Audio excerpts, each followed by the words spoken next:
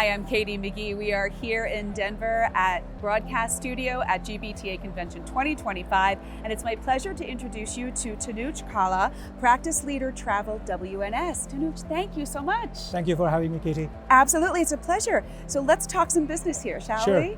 How is WNS helping global travel organizations rethink their corporate travel strategies in light of so many things right now, from rising costs to shifting traveler expectations and increasing demand for personalization? Absolutely. So, as you see, in the last 5 years, the corporate travel landscape has gone through two disruptions.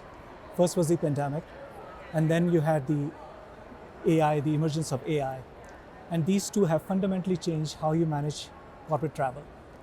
At the same time, TMCs are facing cost pressures. Their commission structure is changing, their fees structure is changing.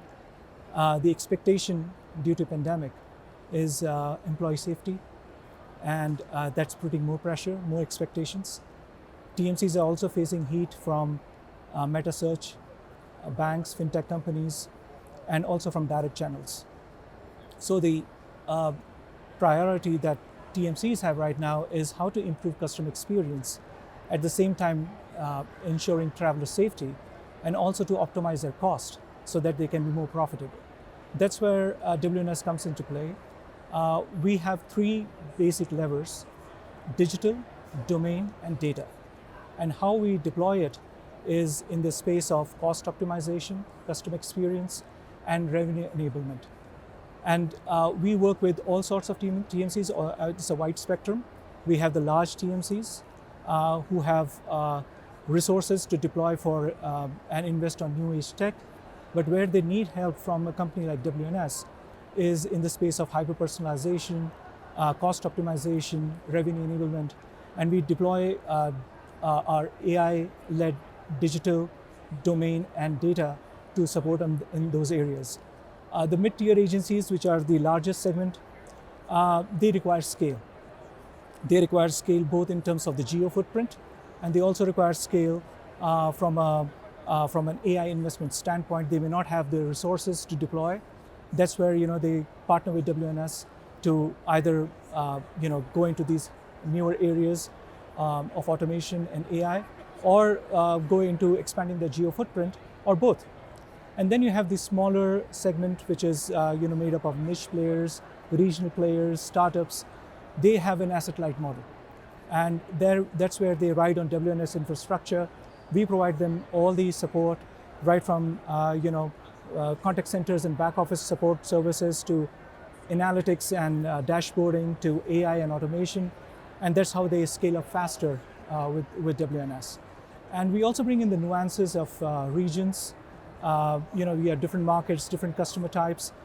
With the breadth of WNS spread across the globe, we bring in that domain that services customers in their markets. So that's how we're supporting this industry. That's fantastic. You mentioned AI. Yes. What role do AI and automation, particularly agentic AI, what role do they play in enabling smarter, more agile travel operations across the ecosystem? Sure. So firstly, let me emphasize that humans are not going anywhere. After a traveler has exhausted all the options through self-serve, last thing they want is to talk to a bot. So that's where the human judgment and empathy comes into play. So what we are looking for is an AI-enabled smart human agent, right? So having said that, agentic AI is just starting.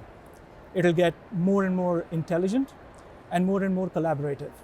There are new protocols coming into play like MCP, where now agentic AI bots will collaborate within their own ecosystem and within ecosystems. Meaning, by way of an example, let's say there is a traveler who had a flight cancellation due to a weather disruption. You will have an AI agent who would detect that something like that has happened. Then it will proactively reach out through protocols to other specialist AI agent bots. There'll be an AI agent bot who will just look at how to rebook them on a flight, another one looking at changing their hotel, the third looking at maybe like car rental or whatever. But at the same time, they're also looking at the company policies.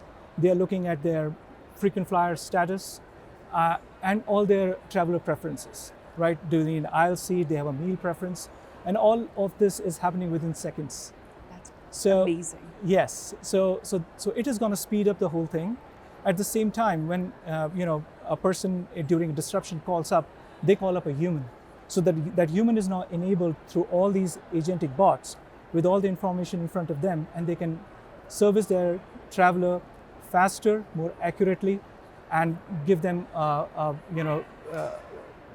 put them into the new option quickly.